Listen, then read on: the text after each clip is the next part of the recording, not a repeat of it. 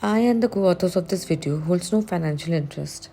Flap-based LASIK has been a popular and successful procedure for many years, with millions of eyes having undergone LASIK, yet occasionally we come across complications such as micro or macro striae with or without epithelial ingrowth, seen in the early or late post-operative period, which are often associated with trauma or eye rubbing. Occasionally, striae can produce significant visual discomfort, especially when involving the visual axis. I would like to share a few cases where we have used different techniques of managing flap striae in our hospital, depending upon the type and severity of the striae and the post-operative time it was detected. In early post-operative period, these complications are relatively easier to manage. In the first case, the patient underwent contura femtolasic on 17th Feb 2023 and his post-op vision was 6/6 with both eyes. He came 3 days later with history of trauma and blurring of vision in left eye. His vision in left eye was 6/18 and on slit lamp examination, early flap striae was seen, which was confirmed on OCT.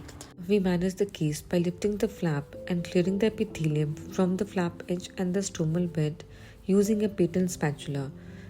This is essential to prevent possible epithelial regrowth.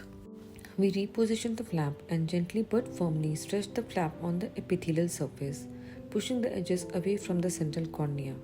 This allows the flap to fill in the ablated stromal bed. We then debrided the epithelium overlying the striae. While some surgeons believe that in early post-operative period, epithelium removal is not necessary, but in our experience we found that it helps to remove the epithelium because even in the 24 hours the epithelium remodeling over the striae is sufficient to prevent the flap from getting repositioned completely. Using the flap double twist technique, flap is carefully twisted obliquely and sequentially in two opposite directions while applying gentle pressure on the flap in order to completely dehydrate the flap and the stromal bed. In the end, we applied bandage contact lens to prevent wrinkling. Post-operatively, patient did fine with 6/6 vision. This patient who underwent LASIK surgery presented with history of blunt trauma to the left eye 1 week back and complained of blurring of vision. On examination, we found flap striae with epithelial ingrowth which was not involving the visual axis. We planned for left eye flap wash with the help of intraoperative OCT. With the help of intraoperative OCT, epithelium was debrided over the striae. Epithelial removal along with ironing of the flap has given us successful results in case of early flap striae. Flap was then raised and the epithelium cleaned from the stromal bed and the edge of the flap with the help of patent spatula. And the flap was repositioned, rehydrated and re-stretched back into position.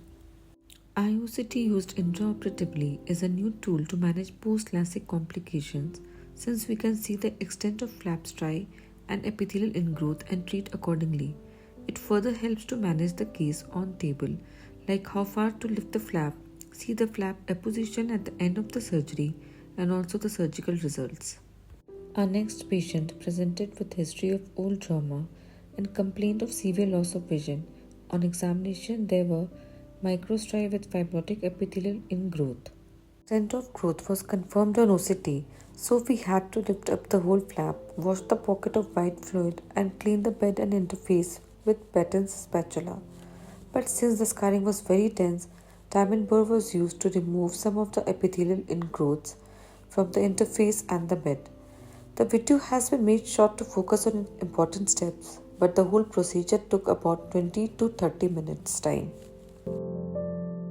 Intraoperatively, mitomycin C was applied on the stromal bed and flap underside where possibility of recurrence was highest.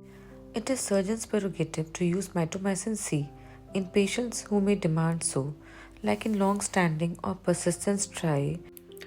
After rehydrating, repositioning and restretching the flap back into position, bandage contact lens was applied. Patient gained 6/12 vision post-operatively and went on to do well.